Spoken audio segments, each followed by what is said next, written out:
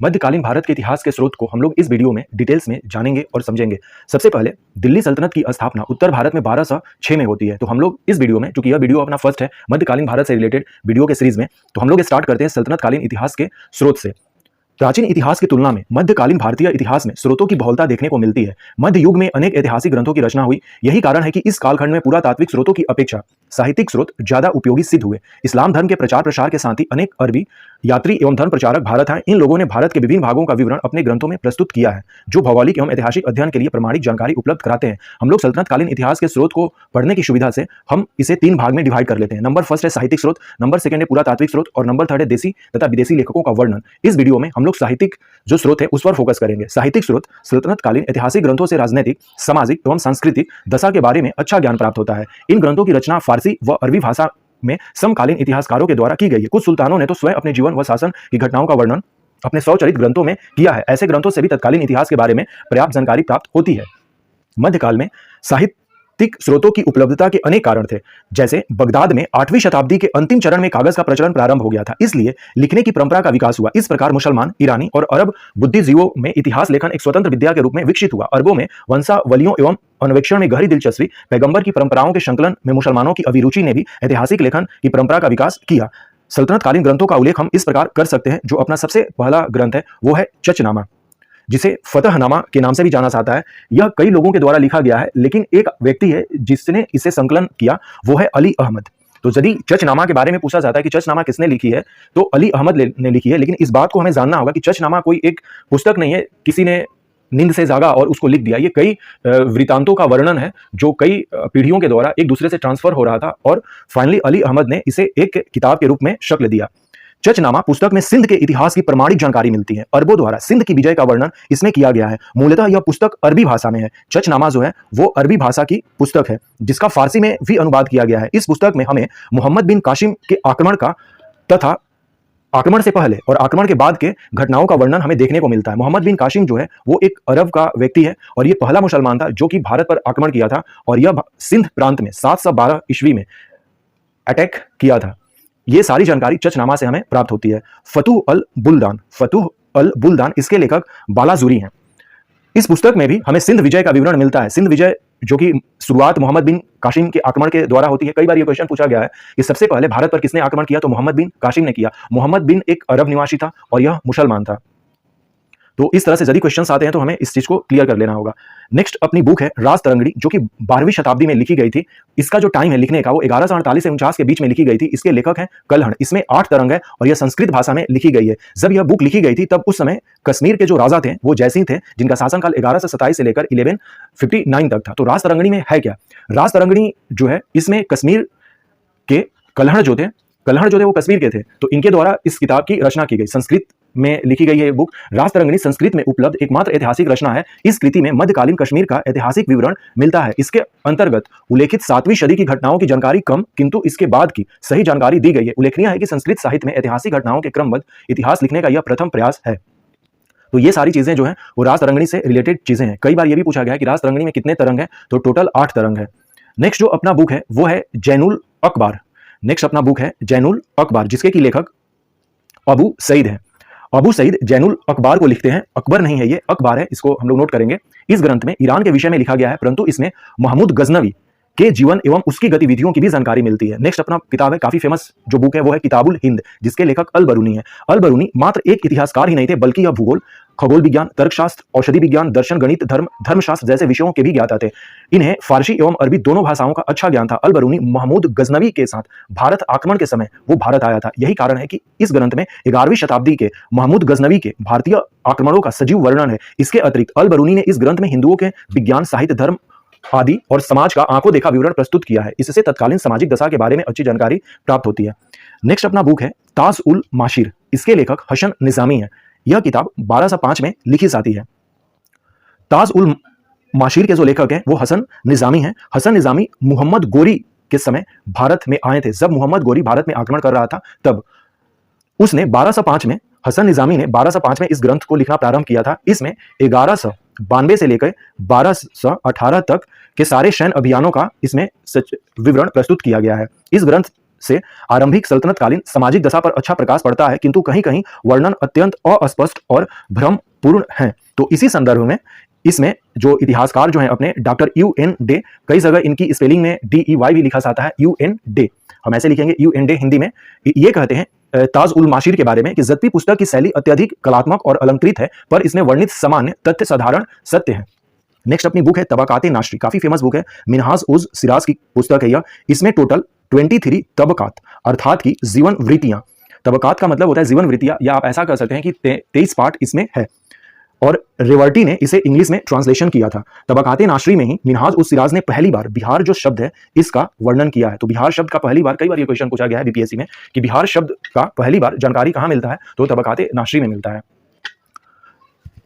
तबकाते नासरी जो पुस्तक है यह राजनीतिक इतिहास की पुस्तक है। यह ग्रंथ 1260 में लिखकर पूर्ण हुई थी, जो मिनहाज उस सिराज ने लिखी थी। मिनहाज उस सिराज ने दास वंश में होने वाली गतिविधियों का आंखों देखा वर्णन इस पुस्तक में प्रस्तुत किया है। दास वंश जब हम लोग पढ़ेंगे, जिसको गुलाम वंश भी कहते हैं, ये 1206 से लेकर 1290 तक रहा था। तो इसी के टाइम पीरियड वाला जो फ्रेम है, क्योंकि 1260 में यह पुस्तक कंप्लीट हुई थी, तो दास वंश के बारे में इसमें लिखी गई है। सल्तनतकालीन राजनीतिक घटनाओं के साथ साथ सांस्कृतिक इतिहास जानने का यह महत्वपूर्ण साधन है। कहीं कहीं मिनहाज के वर्णन अतिशयोक्तिपूर्ण है, फिर भी मौलिक स्रोत के रूप में इस पुस्तक के महत्व को अस्वीकार नहीं किया जा सकता है। कई इतिहासकारों ने अपने अपने राय इस पर रखी है। नेक्स्ट हम लोग देखेंगे जियाउद्दीन बर्नी के बारे में। जियाउद्दीन बर्नी जो है, इनके मेनली जो दो पुस्तक है, जिसमें कि तारीखे फिरोज शाही और फतवाए जहांदरी, इसके बारे में हम लोग जानने की कोशिश करेंगे। तो जियाउद्दीन बर्नी की पुस्तकों को जानने से पहले कुछ इनके बारे में जान लेते हैं। जियाउद्दीन बर्नी का जन्म 1286 ईस्वी में एक उच्च घराने में हुआ था। उस समय बलबन का शासनकाल था। बलबन 1286 का मतलब हो गया कि इस समय गुलाम वंश का शासन था दिल्ली पर। उस समय बलबन का शासनकाल था जब बर्नी का जन्म हुआ था। बर्नी का चाचा अला उल मुल्क अलाउद्दीन खिलजी का सलाहकार था तथा दिल्ली का कोतवाल था। बर्नी पर मोहम्मद तुगलक की असीम कृपा थी, परंतु फिरोज तुगलक से उसकी नहीं बनती थी। बर्नी ने लिखा है कि उसे फिरोज तुगलक के शासनकाल में शत्रुओं के कारण बड़े कष्ट उठाने पड़े। उसकी अत्यंत दीन अवस्था हो गई थी। कुछ समय तक उसे बंदी गृह में रहना पड़ा था।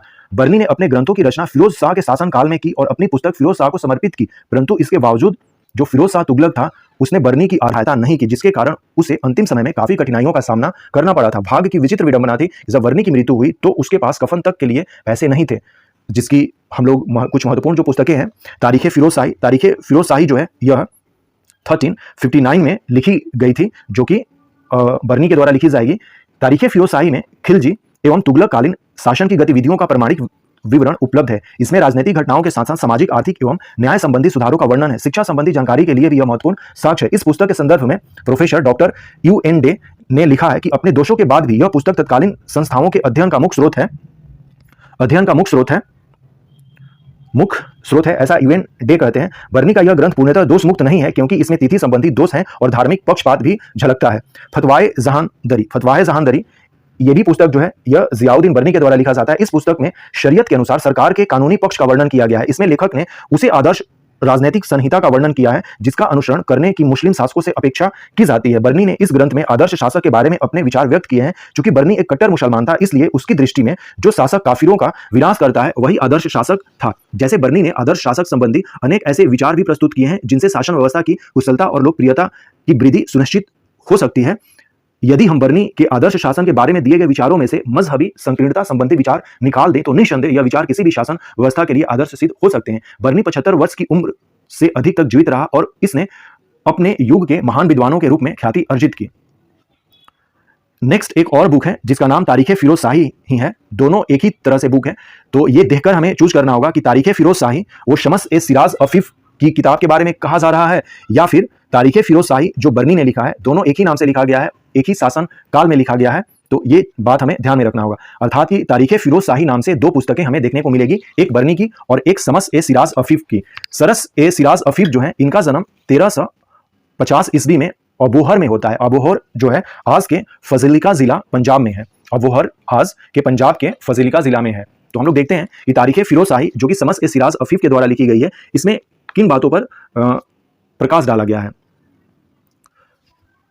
शम्स ए सिराज अफीफ जो है यह दीवाने विजारत में कार्य करता था, अतः उसने दरबारी सामंतों का वर्णन अपनी व्यक्तिगत जानकारी के आधार पर लिखा है। सुल्तान के बहुत करीबी होने के कारण ही उसने अमीरों तथा प्रशासन के बारे में विस्तृत विवरण दिए हैं। उल्लेखनीय है कि जहां से बर्नी की तारीखे फिरोज शाही समाप्त होती है, वहीं से अफीफ की तारीखे फिरोज शाही का प्रारंभ होता है। अफीफ ने इस कृति में केवल फिरोज तुगलक का फिरोज तुगलक का जो शासनकाल है 1357 से लेकर 1388 तक ईस्वी तक के इतिहास को सविस्तार लिखा है। फिर भी अफीफ के विवरण का अपेक्षा फिर भी इसकी विवरण की अपेक्षा नहीं की जा सकती, क्योंकि वह फिरोज का समकालीन इतिहासकार था। उसने घटनाओं का वर्णन बहुत विस्तार से किया है। जानकारी प्राप्त होता है कि इसके महत्व इसलिए भी अधिक बढ़ जाता है क्योंकि इतिहासकारों ने भी उस समय का इतिहास अफीफ की पुस्तक को आधार बनाकर लिखा है। कई इतिहासकार तारीख फिरोज शाही, जो कि शम्स सिराज अफीफ के द्वारा लिखी गई है, इसको बेस बनाकर अपने हिस्ट्री की जो बुक थी वो लिखी है। नेक्स्ट जो अपनी पुस्तक है वो है फतू उस सलातनी। इसके जो लेखक हैं अबू बकर इसामी हैं। अबू बकर इसामी का जन्म 1311 में होता है और फतूह उस सलातनी जो पुस्तक है इसको पूर्ण 14 मई 1349 में किया जाता है। यह एक काव्यात्मक ग्रंथ है। इसमें गजनी वंश के उदय से सुल्तान मोहम्मद बिन तुगलक के शासनकाल तक के भारतीय सुल्तानों का काव्यात्मक इतिहास वर्णित है। इसकी रचना फिरदौसी के शाहनामा की शैली पर की गई है। इसामी ने 14 मई 1349 ईस्वी को इस ग्रंथ को पूर्ण किया था। उसने फारसी पदों में यह पुस्तक लिखी है। यह पुस्तक जो है वो फारसी में लिखी गई है। इसको शाहनामा और हिंद के नाम से भी जाना जाता है। इस पुस्तक को फतूह उस सलातनी को शाहनामा ए हिंद के नाम से भी जाना जाता है। अबू बकर इसामी ने इस ग्रंथ की रचना दक्षिण भारत में की थी और उसने अपने इस ग्रंथ को बहमनी वंश के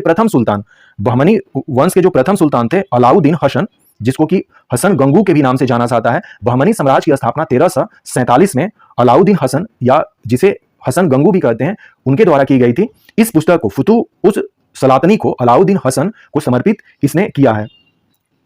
और इसामी लिखता भी है, अबू बकर इसामी जो है वो लिखता है कि मैंने जो कुछ लोगों से सुना एवं पुस्तकों में पाया उसे इस पुस्तक में लिखा। प्राचीन कहानियों की सत्यता के अन्वेषण में मैंने बड़ा परिश्रम किया। नेक्स्ट अपना बुक है फतूहात ए फिरोज शाही, जिसको कि फिरोज शाह तुगलक ने खुद लिखा है। यह 32 पृष्ठों की, केवल 32 पृष्ठ ही हैं इस पुस्तक में। एक लघु पुस्तिका है जिसका अर्थ होता है फिरोज शाह की विजय।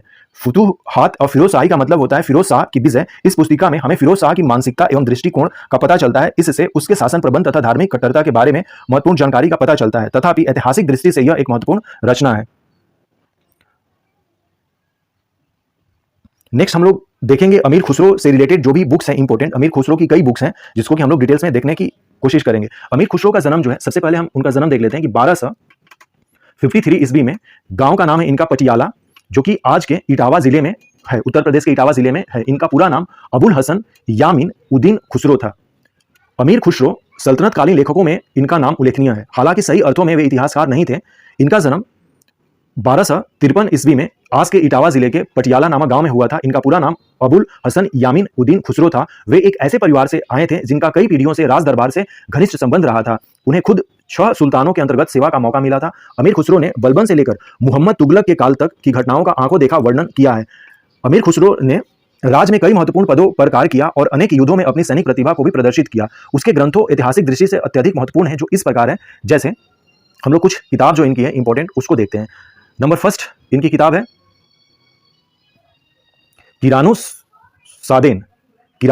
सादेन, जो कि 1289 में लिखी गई थी। अमीर खुसरो ने ऐतिहासिक विषय को लेकर 1289 ईस्वी में अपनी पहली मशनवी किरानुस सादेन लिखी। इसमें बुगरा खां और उसके बेटे कैकूबाद के मिलन का वर्णन है। इसमें दिल्ली, उसकी इमारतों, शाही दरबारों, अमीरों और अफसरों के सामाजिक जीवन के बारे में वर्णन मिलता है। इस रचना के द्वारा अमीर खुसरो ने मंगोलों के प्रति अपनी घृणा भी प्रकट की है। मद्यपान, गोष्ठियां तथा संगीत एवं नृत्य का भी इसमें उल्लेख किया गया है। नेक्स्ट बुक है मिफ्ता उल फुतूह, जो कि 1291 में लिखा गया था। अमीर खुसरो ने इस ग्रंथ की रचना 1291 ईस्वी में की थी। इस रचना में इन्होंने जलालुद्दीन खिलजी के सैन्य अभियानों, मल्लिक छज्जू का विद्रोह और उसका दमन, रणथंभौर पर सुल्तान की चढ़ाई और झाइन की विजय पर विचार व्यक्त किया गया है। यह पुस्तक अमीर खुसरो के तीसरे दीवान गुरुर-तुल कमाल का एक भाग है। नेक्स्ट बुक है खजाइन उल फुतूह, जिसे तारीख ए अलाई के नाम से भी जाना जाता है। तारीख ए अलाई, जो कि 1311 ईस्वी में कंप्लीट हुई थी। अमीर खुसरो के द्वारा इस ग्रंथ की रचना अलाउद्दीन खिलजी के शासन काल के पहले 15 वर्षों का, जो अलाउद्दीन खिलजी का जो शासन काल है वो 1296 से स्टार्ट होता है और यह 1316 तक चलता है। तो पहले जो 15 साल का वर्णन है इसमें अमीर खुसरो चाटुकारितापूर्ण विवरण देता है, अर्थात कि वह अलाउद्दीन खिलजी की बड़ाई करेगा अमीर खुसरो। किस बुक में? तो इस बुक में खजाइन उल फुतूह में, जिसे तारीख ए अलाई के नाम से भी जाना जाता है। अलाउद्दीन का समकालीन विवरण केवल इसी पुस्तक में मिलता है। इसमें उन्होंने अलाउद्दीन द्वारा गुजरात, चित्तौड़, मालवा तथा वारंगल की विजय के बारे में लिखा है। इस ग्रंथ में हमें मल्लिक काफूर के दक्कन अभियानों का आंखों देखा विवरण देखने को मिलता है।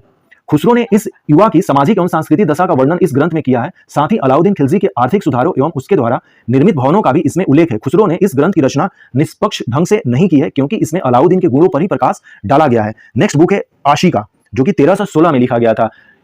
इस ग्रंथ में गुजरात के राजा करण की पुत्री देवल रानी और अलाउद्दीन के पुत्र खिजर खां की प्रेम कथा का वर्णन है। इसमें अलाउद्दीन की गुजरात तथा मालवा विजय के बारे में चर्चा की गई है। इसकी रचना 1316 ईस्वी में हुई। इस ग्रंथ में अमीर खुसरो ने यह भी बताया है कि मंगोलों द्वारा किस प्रकार बंदी बनाया गया था। इसके अतिरिक्त इस ग्रंथ में भारत के विभिन्न स्थानों की स्थलाकृतियां का भी वर्णन किया गया है। नेक्स्ट बुक है नूह सीपीहर, जो कि 1318 में कंप्लीट हुआ था। इसमें कुतुबुद्दीन मुबारक शाह के समय की सामाजिक व राजनीतिक दशा के बारे में अच्छी जानकारी प्राप्त होती है। इसके साथ ही साथ मुबारक शाह के भवनों तथा विजयों का भी वर्णन इस ग्रंथ में किया गया है। इस ग्रंथ में भारत की जलवायु, धार्मिक विश्वासों, पशु पक्षियों, फल फूल, वनस्पति, भारतीयों के चरित्र तथा रीति रिवाजों का सजीव वर्णन किया गया है। नेक्स्ट जो बुक है वो है तुगलकनामा। तुगलकनामा अमीर खुसरो की अंतिम ऐतिहासिक मशनवी है। इसमें खुसरो शाह के विरुद्ध ग्यासुद्दीन तुगलक के विजय का वर्णन किया गया है। पूरा विवरण धार्मिक रंग में प्रस्तुत किया गया है। इसमें ग्यासुद्दीन सत्य तत्व का प्रतीक है और उसे असत्य तत्वों के प्रतीक खुसरो शाह के साथ संघर्ष करते दिखाया गया है। नेक्स्ट जो अपनी इंपॉर्टेंट बुक है वो है रेहला। इब्न बतूता के द्वारा यह बुक लिखी गई थी। इब्न बतूता का जन्म 24 जनवरी 1304 ईस्वी में होता है। इब्न बतूता का वास्तविक नाम अबू अब्दुल्ला मोहम्मद था। रेहला ग्रंथ की रचना मोरक्को के प्रसिद्ध यात्री इब्न बतूता ने की थी। इब्न बतूता का वास्तविक नाम अबू अब्दुल्ला मोहम्मद था। इब्न बतूता बचपन से ही भ्रमण का शौकीन था, तथापि उसने 21 वर्ष की आयु में अफ्रीका तथा एशिया का भ्रमण करते हुए 1333 ईस्वी में भारत का भ्रमण किया। वह 14 वर्षों तक 1334 से लेकर 47 ईस्वी तक भारत में रहा। इसमें से 8 वर्ष उसने दिल्ली में व्यतीत किए। मोहम्मद तुगलक ने उसे काजी के पद पर नियुक्त किया। उसने अपनी पुस्तक रेहला या सफरनामा, रेहला का मतलब क्या होता है सफरनामा, में अपना यात्रा वृत्तांत लिखा है। इस पुस्तक की रचना उसने अरबी भाषा में की है। इस ग्रंथ में मोहम्मद तुगलक के दरबार, उसके नियम, रीति रिवाज तथा परंपराओं का बड़ा ही सजीव वर्णन किया गया है। इसके अतिरिक्त तत्कालीन समय में स्त्रियों की दशा तथा दास प्रथा का भी विवरण मिलता है। इस ग्रंथ की सबसे बड़ी विशेषता इसकी निष्पक्षता है। तो रेहला के बारे में देख लिया हम लोगों ने। अब हम देखेंगे तारीखे मुबारक शाही, जो कि याहिया बिन अहमद शर हिंदी के द्वारा लिखी गई है। इस ग्रंथ की जो रचना है वो सर हिंदी के द्वारा की गई है और इसमें 1388 से लेकर 1434 तक की घटनाओं का वर्णन किया गया है।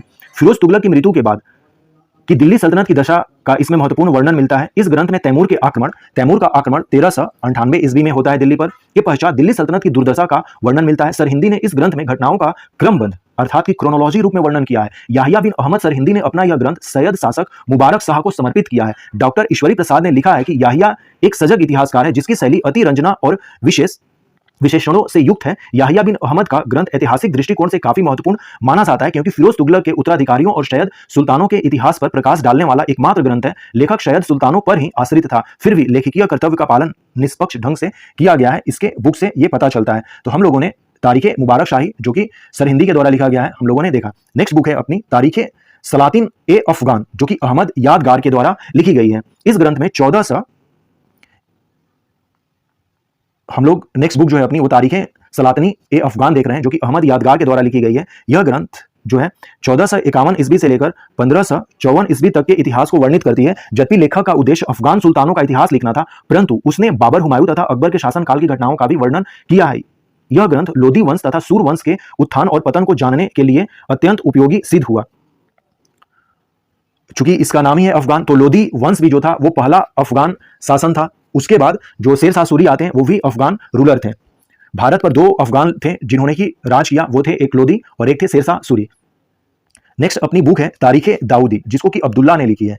नेक्स्ट अपनी बुक है तारीखे दाऊदी, जिसके लेखक अब्दुल्ला हैं। अब्दुल्ला ने मुगल सम्राट जहांगीर के समय में इसकी रचना की है। तो जहांगीर का जो शासनकाल है वो 1605 से लेकर 27 तक के बीच में है। तो इसी बीच में इस पुस्तक को लिखा गया है। लेखक ने अपने ग्रंथ बंगाल के अंतिम अफगान शासन, ये बंगाल का अंतिम अफगान शासन है जिसका नाम है दाऊद बिन सुलेमान शाह, जिसका शासनकाल 1572 से लेकर 76 तक था, इसको समर्पित किया है। शो तारीखे दाऊदी जो है वो अब्दुल्ला के द्वारा लिखी गई पुस्तक है।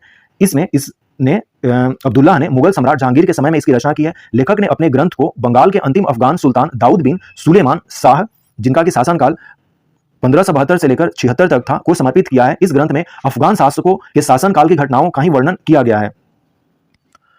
नेक्स्ट अपनी जो बुक है वो है दस्तल अल बाफ फी इलम इल हिसाब, जो कि अब्दुल्ला हामिद मुहरीर के द्वारा लिखी गई है। इससे भी सल्तनत कालीन जो राजस्व व्यवस्था है इस पर महत्वपूर्ण प्रकाश पड़ता है। नेक्स्ट बुक है सियासतनामा, जिसको कि निजामुल मुल्क ने लिखा है। ताजुल लुम आशिर, जिसको कि हसन निजामी ने लिखा है ये बुक। इसमें दासों के प्रशिक्षण का वर्णन किया गया है। सियासत, ये जो अपना ताजुल आसिर जो है, जो कि हसन निजामी के द्वारा लिखा गया है, इसमें कुतुबुद्दीन ऐबक और इल्तुतमिश के सैनिक अभियानों के बारे में जानकारी मिलती है, जो कि गुलाम वंश या दास वंश के शासक थे। तो ताजुल आसिर जो है वो हसन निजामी के द्वारा लिखी गई पुस्तक है। नेक्स्ट कुछ अदर बुक्स देख लेते हैं। रामचरित्र, ये केवल रामचरित्र है जिसको कि संध्याकर नंदी ने लिखा है। रामचरित मानस वो तुलसीदास जी द्वारा लिखी गई है, और रामायण जो है वो वाल्मीकि द्वारा लिखी गई है। तो ये तीनों बुक अलग अलग हैं, हम लोग केवल रामचरित्र के बारे में कह रहे हैं। ये संध्याकर नंदी के द्वारा लिखी गई है। यह पाल वंश के राजाओं तथा कैवर्त किसान विद्रोह से संबंधित वर्णन इस बुक में मिलता है। पाल वंश कौन थे, पाल वंश का क्या शासन है, हम लोग डिस्कस करेंगे। गुडवहो के रचयिता है बप्पारी तथा वाकपतिराज। पृथ्वीराज रासो चंद्रवरदाई इसके लेखक हैं, पृथ्वीराज रासो के। नेक्स्ट है पृथ्वीराज विजय, इसके लेखक हैं जयानक, इसके लेखक हैं जयानक। परिजात मंजरी, इसके लेखक हैं गंगाधर। और मांगलिक महाकाव्य, इसके भी लेखक हैं गंगाधर कवि। तो ये जो दोनों बुक हैं, परिजात मंजरी और मांगलिक महाकाव्य, इन दोनों बुक के लेखक जो हैं वो गंगाधर कवि हैं। मांगलिक महाकाव्य में महमूद बेगड़ा की सौराष्ट्र विजय का वर्णन है, और जो परिजात मंजरी है, परिजात मंजरी जो है ये गंगाधर की रचना है, जिसमें कि धार प्रशस्ति भी इसको कहा जाता है, परिजात मंजरी को। नेक्स्ट अपना बुक है किताबुल मशालिक वलम मालिक है, किताबुल मशालिक वलम मालिक, जिसको कि इब्न खुर्दाब ने लिखा है। और कुछ टर्म हम लोग देख लेते हैं। एक टर्म है दस्तूर उल अमल, इसका मतलब होता है मुगलों की प्रशासनिक नियमावली। और एक है टर्म बरवार, जो कि मराठी इतिहास को जानने के बारे में बताया जाता है। तो दस्तूर उल अमल जो है वो मुगलों की प्रशासनिक नियमावली है, और बरवार जो है वो मराठी इतिहास है। इस वीडियो में हम लोग केवल साहित्यिक स्रोतों को अभी देखते हैं। नेक्स्ट जो अपना होगा लेक्चर 2, जिसमें कि हम लोग पुरातात्विक स्रोत और विदेशी यात्रियों का वृत्तांत देखेंगे।